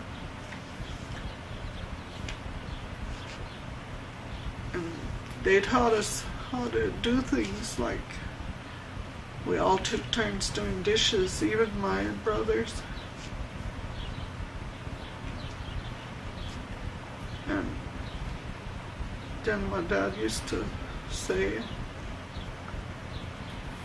whenever you have someone come to visit, he said, offer them food, but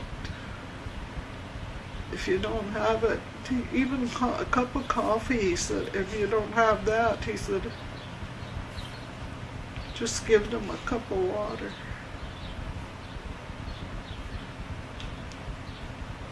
And then he taught us not to steal, because when we were younger, when we lived down north, we got in trouble just that one time. And when one of us is bad, then the rest of us kids get hit. And my dad used to tell us to get in the house, and then he'd get the truth out of us, who did what.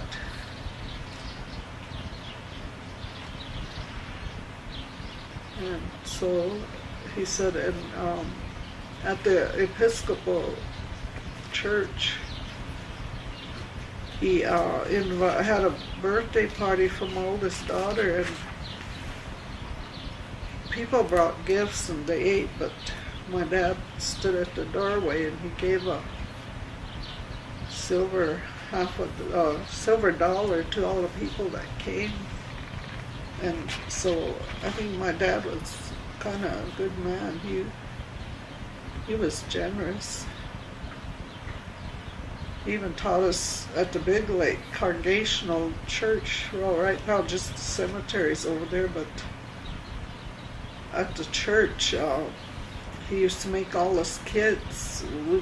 We didn't go anywhere, so he had us put in a garden, and when everything grew, we had to pull weeds and take care of the garden. And when fall came, we grew a lot, so every church member, I think, got 100-pound potatoes and different kinds of vegetables. Everybody got everything. All the church members got something from there. And then when we lived uptown, I was about 15 years old when we were going to bed. My dad bought a place up there. It was an old house, but he finally got a newer one. He bought this new house, sold the old one, and we moved into that new one. And then so we moved in, and here that one night, it was in March, we were going to bed when I felt funny and got up. I ran to my mom and dad, and I didn't know that I was getting those seizures. But like I couldn't breathe, I couldn't talk. So my mom held on to me. My dad told her to get up and hang on to me, so she did. And said, I think I have an idea. He said, I'm going to do something. Hang on to her. So she did. She hung on to me in the front, under my arms, and then my dad really socked me on my back, and then I made that funny sound, and my tongue must have been going in, and it came back up, and then I could breathe, and I was better, but still the ambulance came, so they took me to Bismarck. And that was my first time, and my dad and them didn't know what that was. I didn't know either, so my mom hung on to my tongue all the way in the ambulance, so my tongue swelled in my mouth. So I was in the hospital for a whole month. And then they explained to my mom and dad that they gave me a shot, and that if it occurs in that following year again, that I'd be on pills. And being that I was adult age now, 15 years old, that I would have that disease or sickness the rest of my life.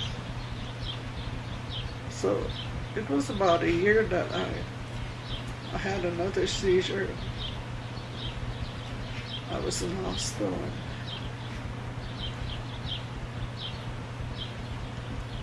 and I come home.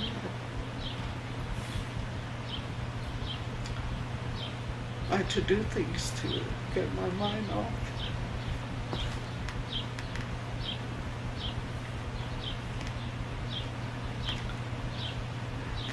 And my dad thought getting married and having kids, I would be all right, but like the doctor said, I had that disease.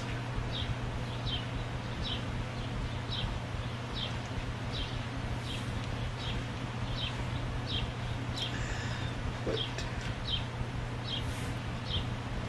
I was trying to remember and take my medicine, but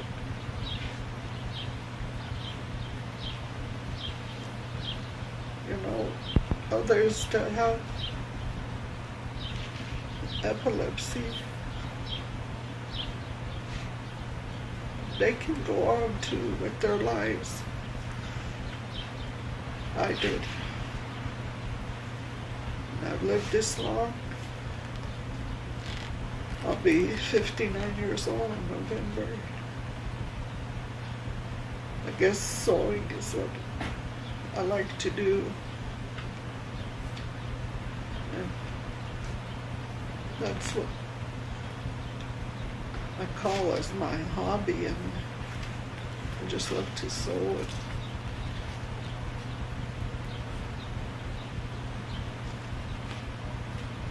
My parents are gone.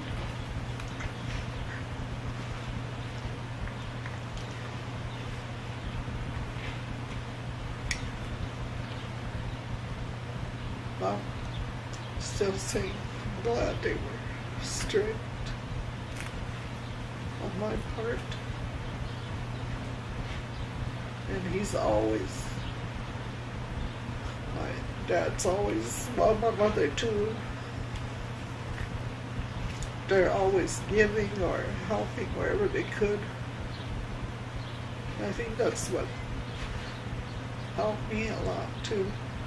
I like to give.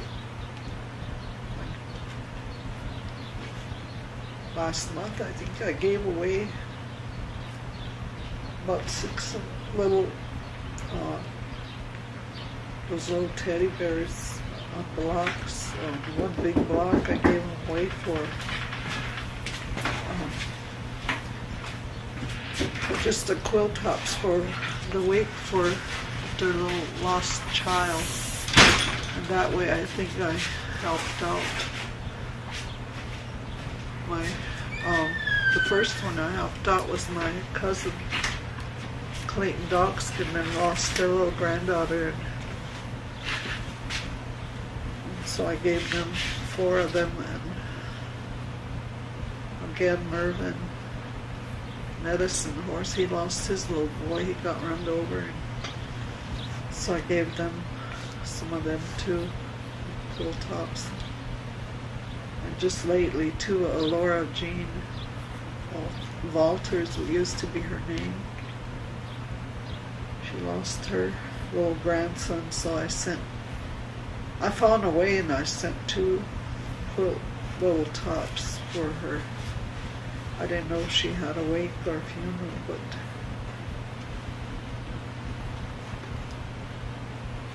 so my mom and dad taught me a lot.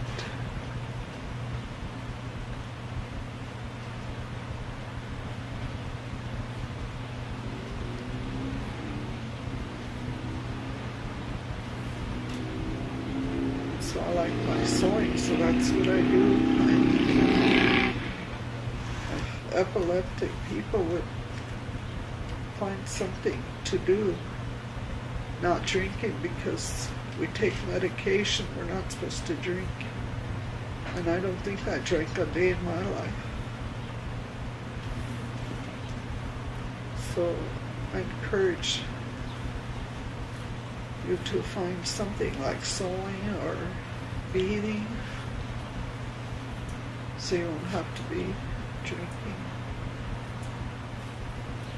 That's all I have to say, unless there's some questions or anything.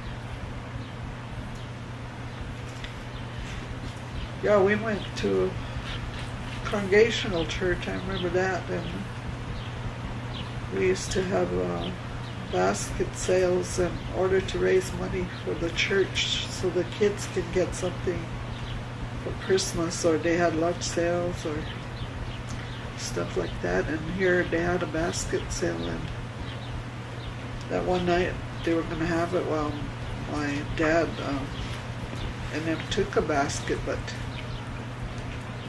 he was drinking and he took all of us anyway over here by the Cannonball, across the Cannonball School at Congregational Church, their meeting hall. They had a basket sale, and here my dad was drunk, so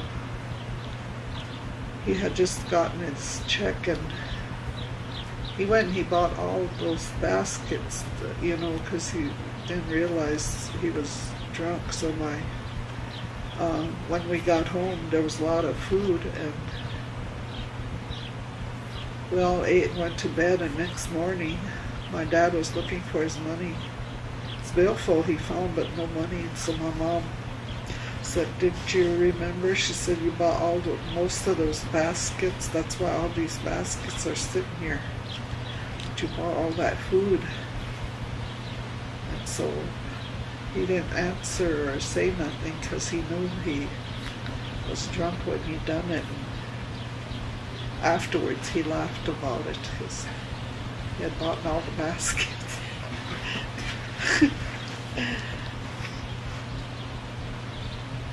But we had good times like that at Christmas. And they'd have a hunting contest, and they had, every family brought prizes, and that's how they had their deer meat and their rabbit for the meal for Christmas or New Year's.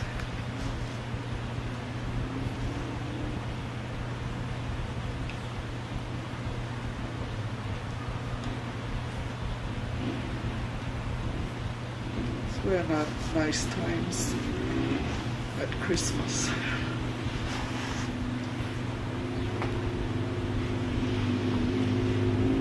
But nowadays, I guess us, my husband and I, Randolph and I, we don't go to churches unless, you know, we're invited. We don't invite ourselves. We're not that kind of people, so we mostly stay home.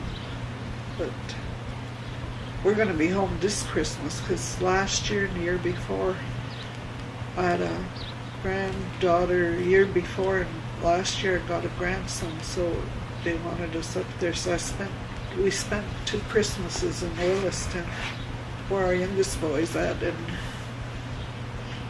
so this year he said, "Mom, you won't have to come for Christmas." Yeah, I said, good thing you said that, because I said we were deciding we were going to stay home for Christmas too.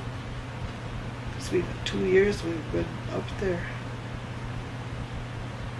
My oldest granddaughter, she had her first Christmas, and then the grandson came, but he was just a newborn. And after his Christmas, they gave us their tree.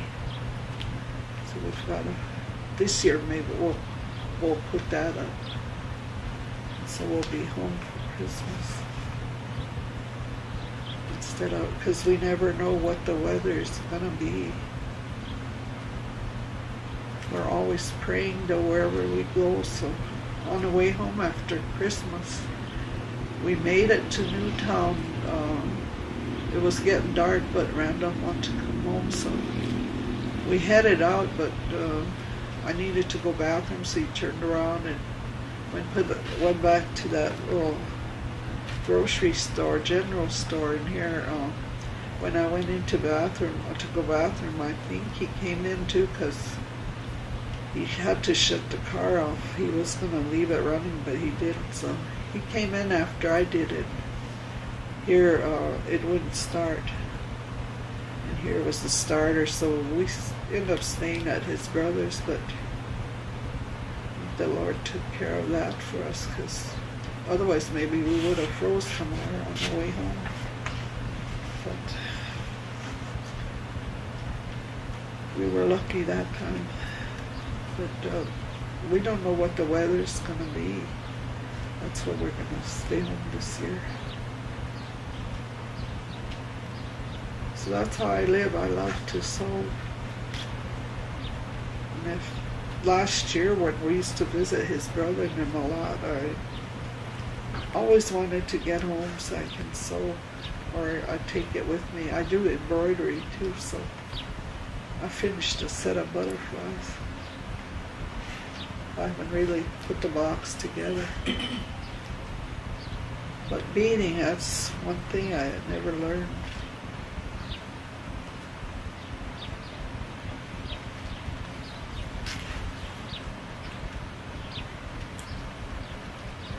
Well, my dad took care of the Big Lake Congregational Church.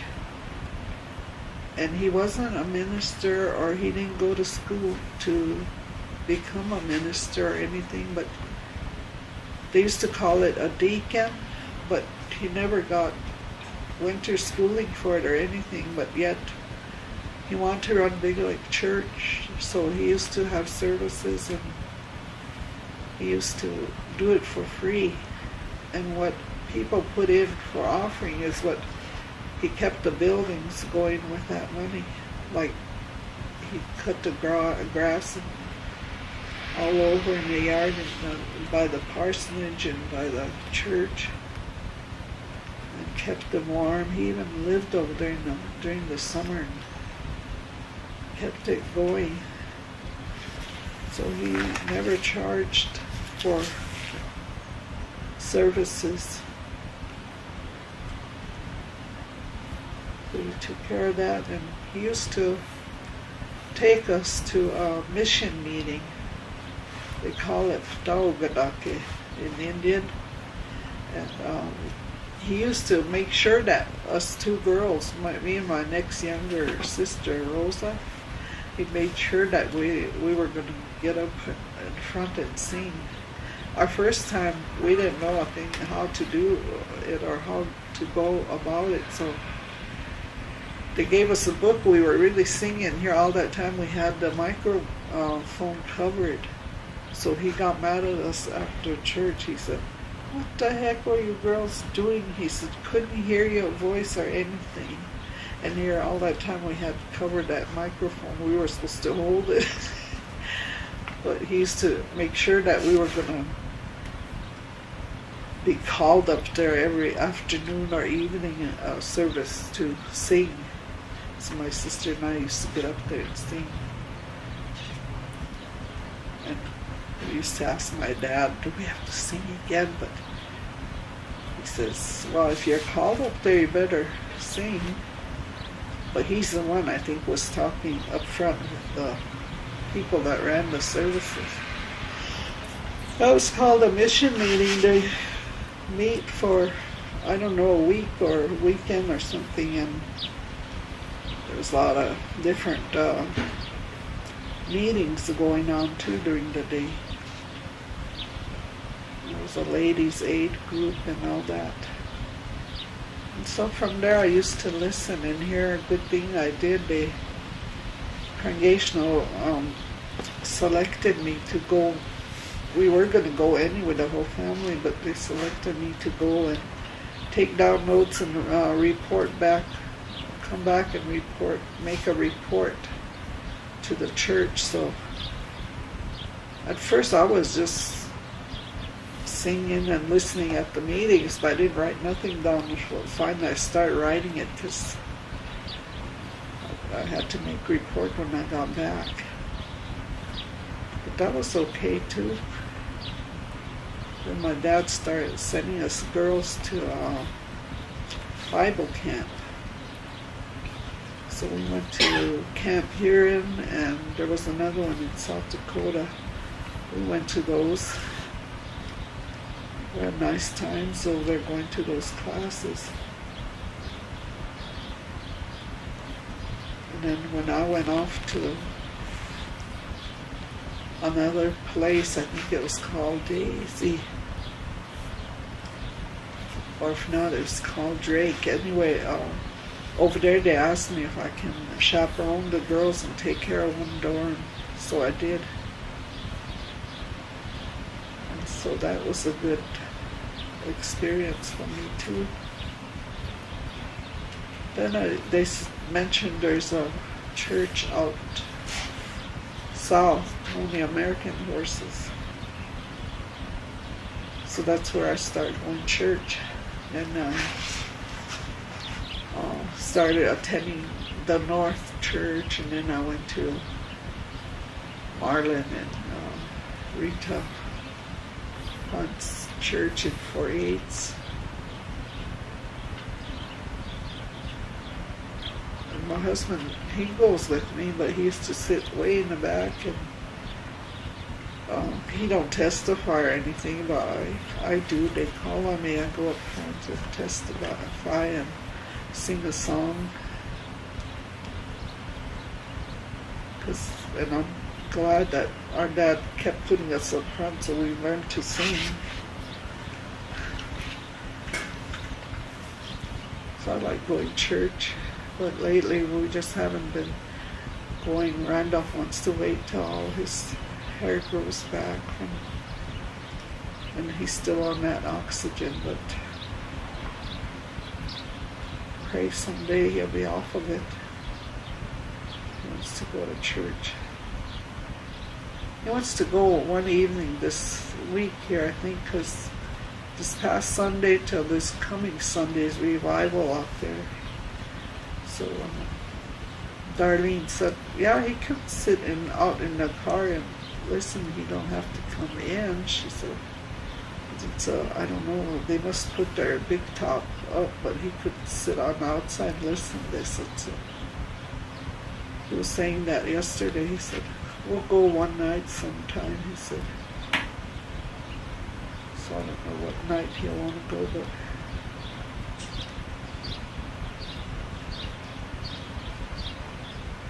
so we like to go to church.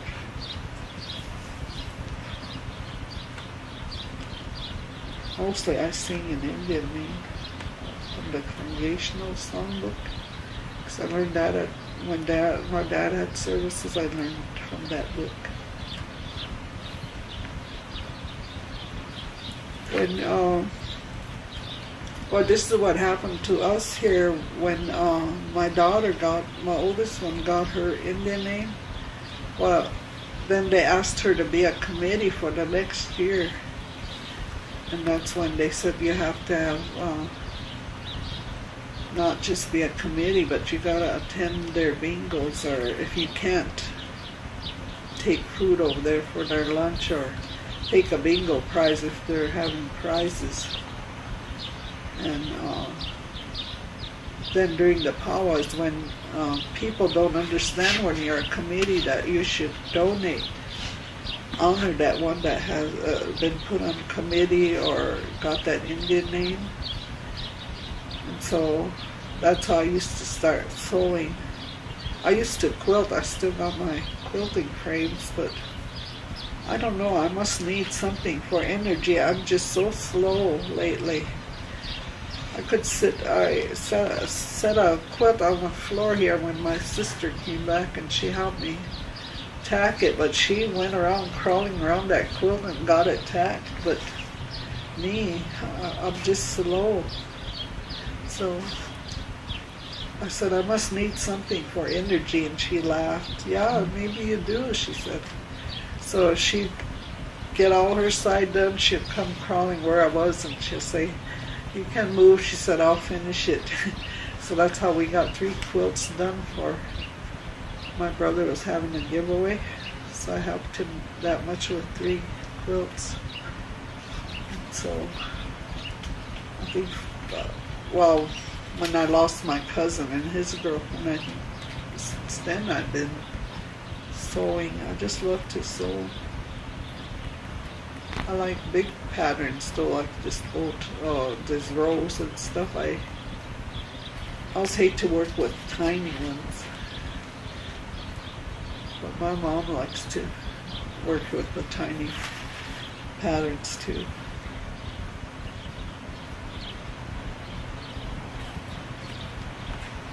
So it's very important that people donate when they're a committee, or if they're selected as an officer, or even when they get an Indian name.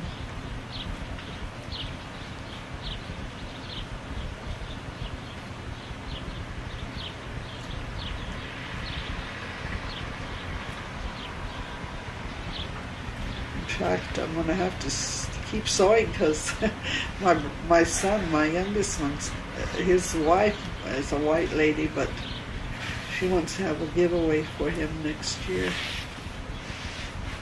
And then when my brother got done with his giveaway, my sister that came back, she didn't say when, but she said, I'll be next, remember? So that's that's another giveaway too. But my son wants to remember the elderlies and the children. His wife wants to do that, so. Well, I said I'm sewing the quilt tops. I don't know what else you want with your stuff, so. But she was thinking of getting baskets and putting stuff in them. I said that'd be good for the elderlies. Because she said when she met my son, she started going to powwows with him, and she noticed that the elderlies don't get anything, or the children.